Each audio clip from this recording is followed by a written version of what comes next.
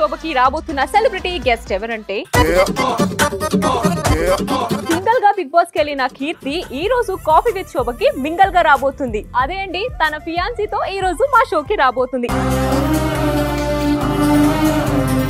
Let's welcome Keerthi Bhat and Karthik.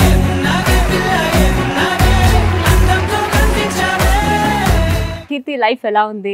ఏం నడుస్తుంది life లో ప్రెసెంట్? చాలా బాగుంది ఇప్పుడు. ఎందుకు అంటే నా లైఫ్ కి కొత్త మెంబర్స్ వచ్చారు. లవ్ ఎలా స్టార్ట్ అయింది? ఎవరు ప్రపోజ్ చేశారు? ప్రాక్టికల్ గా చెప్పాలంటే it's like mood swing of a girl అన్నమాట. సో ఎప్పుడు కోపం వస్తుందో, ఎప్పుడు సంతోషం వస్తుందో, అలాంటి ఒక కైండ్ ఆఫ్ మాకు జర్నీ అన్నమాట. ఏం చెప్పేవరా? 2016 లో నేను ఇలా మీ ప్రొఫైల్ మాకు వచ్చింది, ఇట్ వాస్ గుడ్, సో మీరు మెయిన్ లీడ్ గా చేయాలని చెప్పి అడిగితే, సో పెట్టిన మెసేజ్ ఆఫ్టర్ 3 months తర్వాత రిప్లై వచ్చిందంటే ఆలోపు మేము ఫస్ట్ షెడ్యూల్ కంప్లీట్ చేసుకుని ఇంటికి వచ్చాము.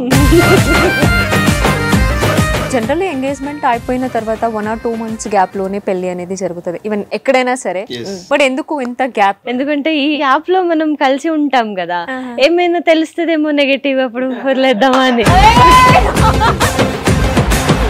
ఇలాంటి ఒక మంచి బాండింగ్, మంచి రిలేషన్స్ లో ఉన్నప్పుడు మధ్యలో ఇంకొక పర్సన్ వస్తారు, ఏదో ఒకటి డిస్టర్బెన్స్ చేయాలని చూస్తారు. అట్లాంటి ఏదైనా ఫేస్ చేశారు? చాలా జరిగినాయి. సో కీర్తిలో ఉన్న ఒక 3 గుడ్ క్వాలిటీస్ అండ్ ఒక 3 బ్యాడ్ క్వాలిటీస్ చెప్తా చాలా ఉన్నాయి. ఆర్గ్యుమెంట్స్ ఎవరు ఎక్కువ చేస్తారు? వంట వచ్చా కీర్తికి? Very nice. ఏది బాగా చేస్తుంది? ఆర్గానిక్ ఐటమ్స్ బాగా చేస్తుంది. అంటే ఉప్మాలో అప్పుడప్పుడు వేరుశనగ శనగపప్పులు వస్తుంటాయి కదా, అలాగే నాకు ఉప్మా కనబడుతుంటది అనమాట.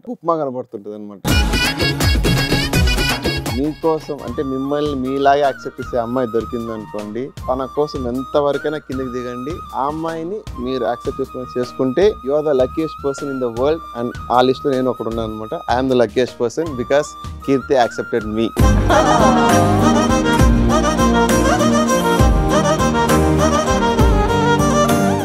సో కీర్తి, నువ్వు చిన్నప్పుడు మనమంతా ఇదంతా ఎగ్జామ్స్ లో గానీ చేసే ఉంటాము, fill in the blanks. Keerthi గారు మీ ఆయనతో డాష్ చేసినప్పుడు హ్యాపీగా ఫీల్ అవుతారు.